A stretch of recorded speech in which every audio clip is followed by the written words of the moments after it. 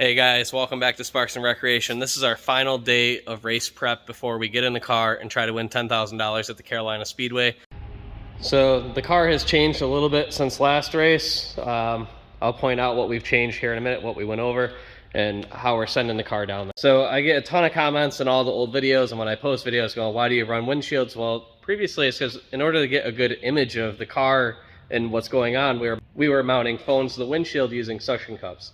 Obviously, as you can see here now, there are no more places to put a suction cup. Ellis had ordered a set of tack mount Enduro series phone mounts, and we have them mounted throughout the car. So we're gonna have 3 different angles of this race.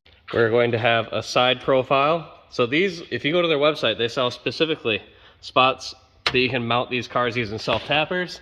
They also have this style that can go on your headrest. Unfortunately, it didn't work in this car. There's a whole video on that. So this is gonna point out. This is gonna point to me, and then the final one is also self-tapped in the back here using the same bracket system, pointing out behind the car so you get a view of what's going on behind us.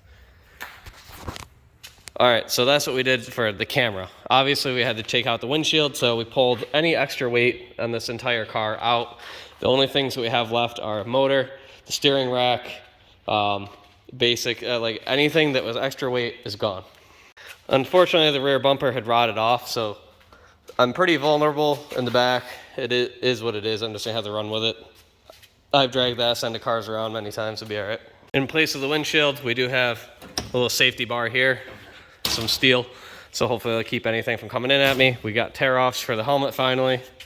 And our biggest issue that we had last race is when I was coming down to idle, my battery light was off. If I revved the car, the battery light came on, which is the opposite of normally any other battery problem I've had in my entire life. So we did some testing and found that we think that it might be overcharging. Well, the problem with overcharging is if I'm sitting at 5,000, 7,000 RPM for an hour at a time, there's a possibility of that battery exploding. And there's no real way to know if it's getting close to that point because the gauges only have a little light. It doesn't tell you the actual volts.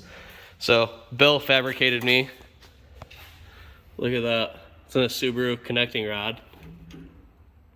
We got volts, just an old, this is what I have running in the Dart. It's like a $10 voltmeter.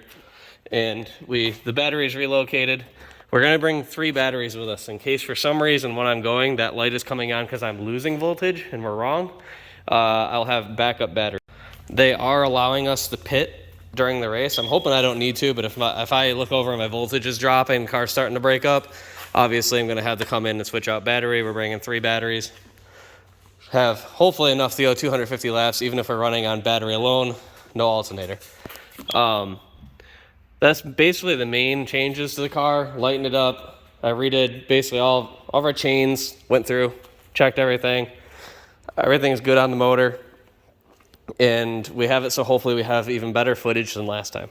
Unfortunately, someone did already register the number 88, so what we're gonna do is take a piece of masking tape. Since this is kind of expensive, I don't wanna ruin it. We're gonna put a piece of masking tape just down here and then color it in with black to make it number 80. This one's gonna be even easier to make 80. I'll probably just literally take the Sharpie and turn it into a 0.